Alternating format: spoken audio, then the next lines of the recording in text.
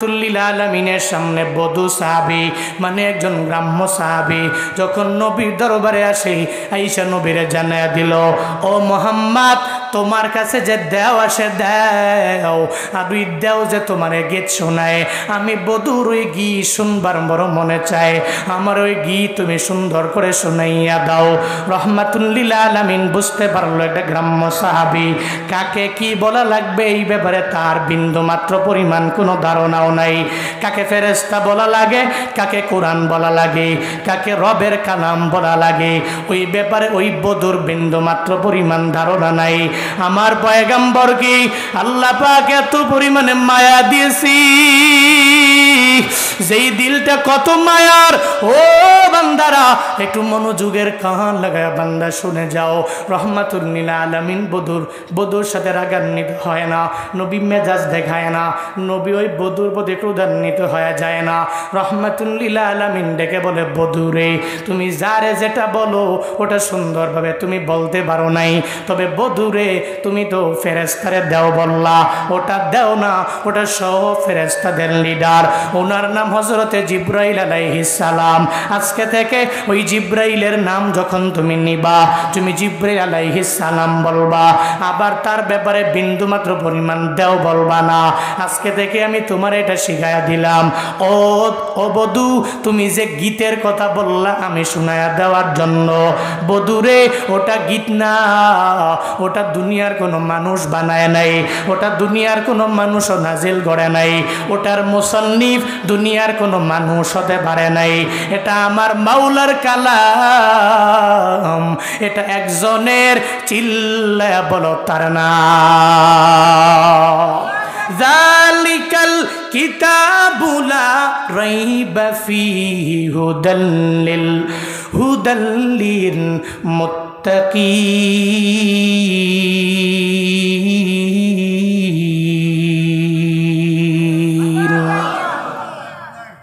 আল্লাহ পাকের কালাম। ও বধুরে তুমি যারে দাও বলো ওটা দাও না, তুমি যারে গীত বলো ওটা গীত না, ওটা আমার মাওলার কালাম, আজকে থেকে কালামুল্লাহ তুমি বলবা। রহমাতুল্লিল আলামিন বধুরে শিখাইয়া দিল। এবার বধু নবীর দরবার থেকে যায় নাই, দেখছুনি নবীর দিলটা কি পরিমাণে মায়ার। যেই নবীরে না বানাইলে আল্লাহ আসমান বানাইতো না, যেই নবীরে না বানাইলে আল্লাহ জমিন বানাইতো না, যেই নবীরে না বানাইলে আল্লাহ কিচ্ছু বানাইতো না। ওই নবীর জন্য সব আমার মাওলা দুনিয়ার মধ্যে দিয়ে দিল। ওই নবীকে আল্লাহ আলামিনের জন্য করুণা বানাইলো, আলামিনের জন্য বড় দয়া বানাইলো। ওই নবী দামি নাকি কম দামি? কেমন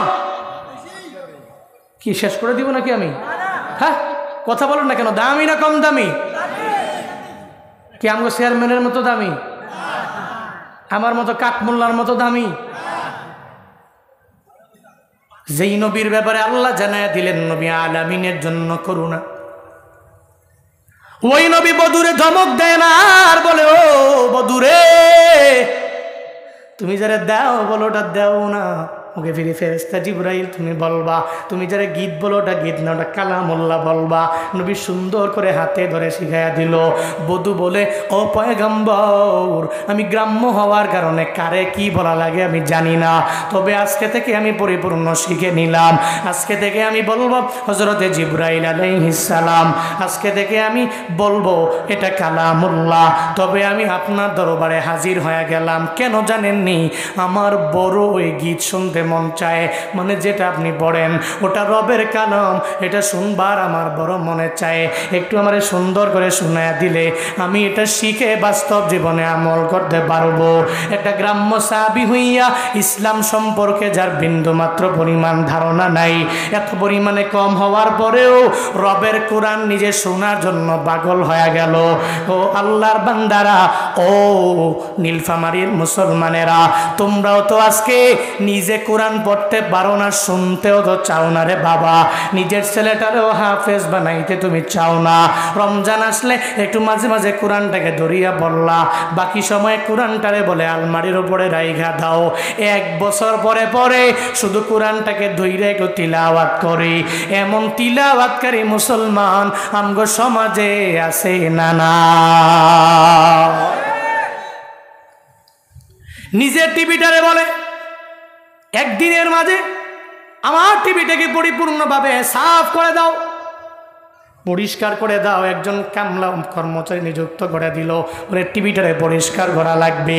তোমার মোবাইলের গ্লাসটাকে তুমি চেঞ্জ করার জন্য পাগল হয়ে গেলা, একটু খুদ আমার মোবাইলে থাকতে পারবে না। তোমার মোবাইলের ওই ব্যাক পার্ট কেনার জন্য তুমি মার্কেটে যাও, বলে মোবাইলটারে সুন্দর করে মুছে রাখা লাগবে। বান্দারে, কিন্তু রবের কোরআনটা তো তুমি ধরলা না, ওটাকে আলমারির উপরে রাইখা দিলা। আল্লাহ যদি হাসরের ময়দানে ওই বদুরে যদি এক সাইডে দাঁড় করায়, আর তোমারে আমারে যদি এক সাইডে আমার মাওলা দাঁড় করায় দেয়, আল্লাহ যদি ওদিন বলে, ও আমার বান্দা, সে বধূ হওয়ার পরেও কিছু বুঝে না, এরপরেও কোরআনটাকে তিলাওয়াত করার জন্য, শোনার জন্য, বাস্তব জীবনে আমল করার জন্য নবীর দরবারে দৌড়াইলো। তুমি এমন বুঝনেওয়ালা, এত কিছু হওয়ার পরেও তুমি কোরআনটাকে শিখার জন্য মাদ্রাসায় গেলা না, তোমার ছেলেটাকেও তুমি মাদ্রাসার মধ্যে পড়াইলা না, 1 বছরের মধ্যে একটু কোরআনটাকে ধরিয়া তিলাওয়াত করলা না। আল্লাহ যদি হাসরের ময়দানে আমারে তোমারে যদি বলে, হিসাব দিয়া আমার মাওলা জান্নাতে যাওয়া যাবে না। আল্লাহু আকবার। ও আল্লাহর বান্দারা, বধূ সাহাবী জানায়া দিল, আমার একটু কোরআন তুমি শিখাইয়া দাও গো মুহাম্মদ, আমি কোরআনটা শিখবো, বাস্তব জীবনে গিয়ে আমার আমল করা লাগবে। রহমাতুল লিল আলামিন বলে, তুমি দাঁড়াও, আমি তোমার এমন একটা সূরা একটু আগে আমার দরবারে জিব্রাইল আমার দরবারে নিয়ে আসলো, এমন একটা সূরা আমি তোমারে শিখাইয়া দিব, যে এই সূরার উপরে যদি বাস্তব জীবনে তুমি আমল করে নিতে পারো, তুমি অনেক পরিমাণে দামি হয়ে যেতে পারবা। বলে, কোন সেই সূরা? তুমি তাড়াতাড়ি আমারে শোনায়া দাও। রহমাতুল লিল আলামিন বলে, ও বধূরে, তুমি যদি সূরাটা একবার যদি পড়ে নাও, তাহলে 10 পারা কোরআন তিলাওয়াতের সব আমার মাওলা তোমার আমল নামায় দিয়ে দিবে। আরো জোরে নবী তাকে বলে, ও বধূ, তুমি যদি ওই সূরাটা 3 বার পড়ে নিতে পারো, তাহলে 3 বার পড়ে নিলে, তাহলে তোমার 1 খতম কোরআনের সব আমার মাওলা দিয়ে দিবে। শুধু তাই না রে, 6 বার যদি তুমি ওই সূরাটা পড়ে নিতে পারো, তাহলে 2 খতম কোরআন তিলাওয়াতের সব আমার মাওলা আমল নামায় দিয়ে দিবে। শুধু তাই না, তুমি যদি 9 বার ওই সূরাটা যদি ইখলাস অন্তরে নিয়ে পড়তে পারো, তাহলে 3 খতম কোরআন তিলাওয়াতের সওয়াব আমার মাওলা দিয়ে দিবে। মদিনাওয়ালা নবী বলে, শুধু তাই না রে বধূ, তুমি যদি ইখলাস নিয়া ওই সূরাটা যদি 10 বার তোমার জবান দিয়া বের করে দিতে পারো, আল্লাহ পাক তোমার জন্য জান্নাতে একটা সুন্দর বালাখানা বানায়া দিবে।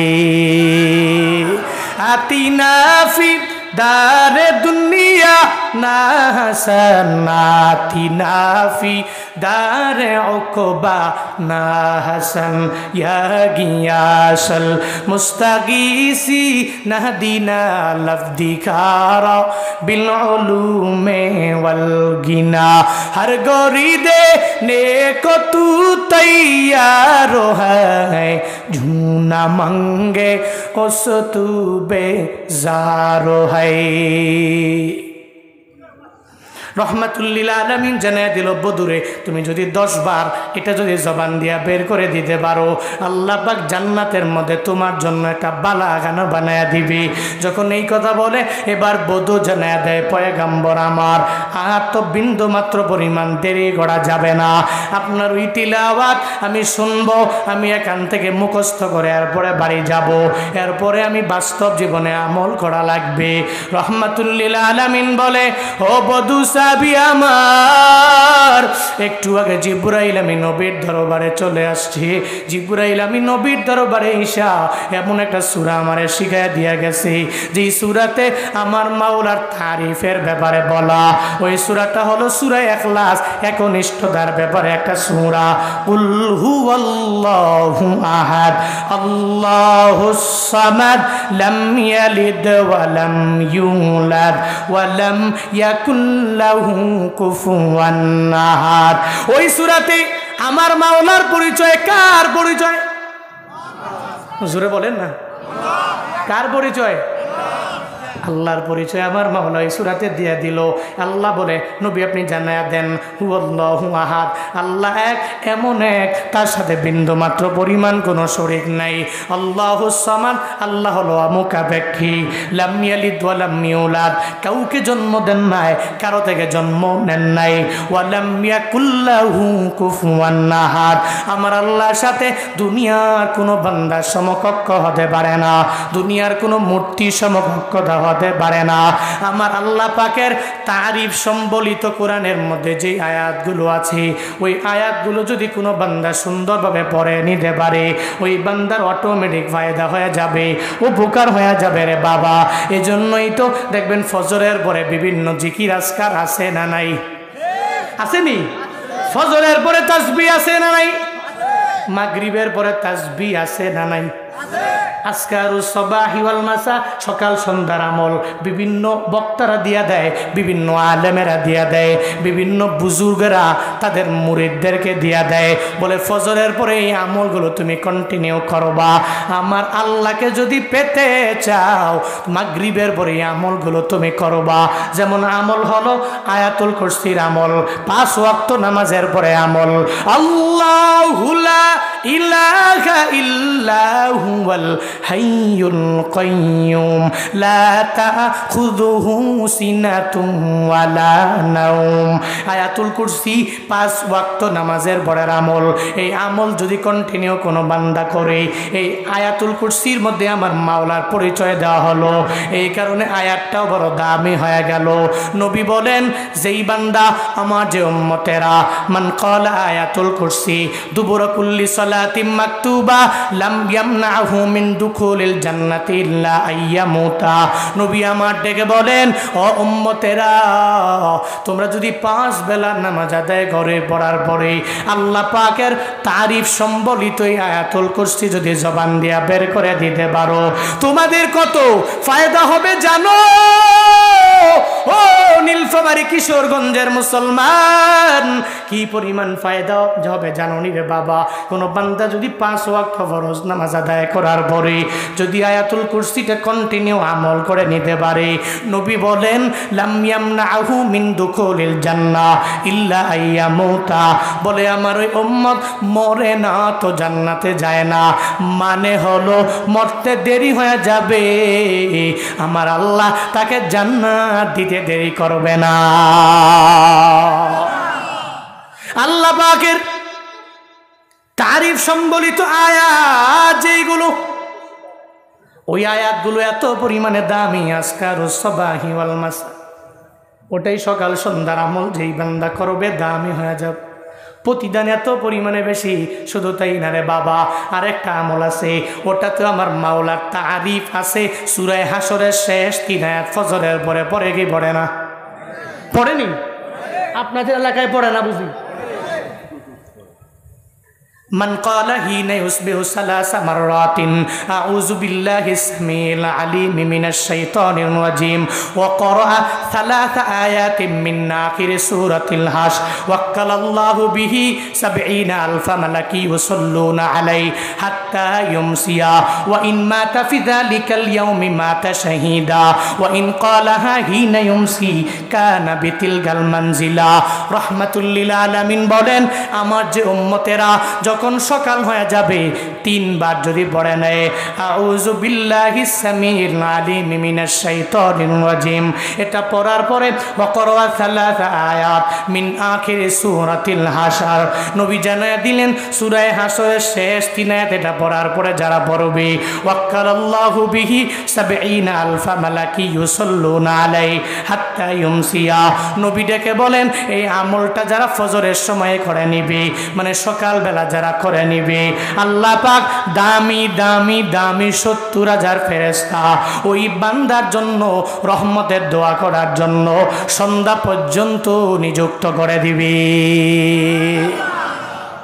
শুধু তাই না রে বাবা, ওয়া ইম্মা তাফি যালিকাল ইয়াউমি মাতা শাহীদা, নবী ডেকে বলেন, ওই পরনেওয়ালা বান্দা যদি উম্মত যদি দিনের বেলায় মরণ হয়ে যায়, এর মানে মরণ হয়ে গেলে মাগরিবের আগে মরণ হয়ে গেল।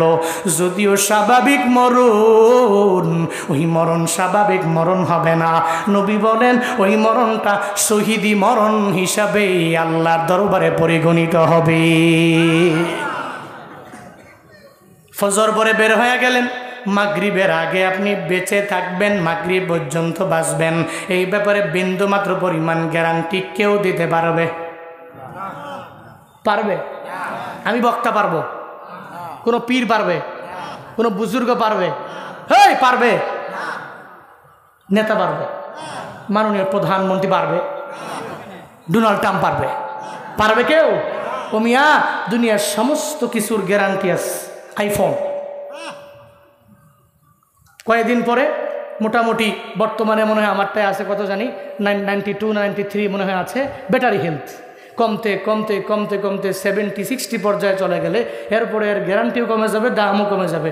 এর নিয়ে যমুনা ফিউচারে গেলে বলবে হুজুর এটা কী নিয়ে আইছেন, এ তো 70% মাত্র ব্যাটারি হেলথ, যদিও কিনছেন 2 লাখ দিয়া, কিন্তু এর দাম কমতে কমতে আইসে মাত্র 30,000 টাকা। এখন চাইলে বিক্রি করতে পারেন, নাইলে বাড়ি চলে যায়। এরও গ্যারান্টি আছে, প্রত্যেকটা জিনিসের গ্যারান্টি আছে, কিন্তু আপনি কখন মরবেন এ ব্যাপারে গ্যারান্টি কেউ দিতে পারবে? এই কেউ পারবে?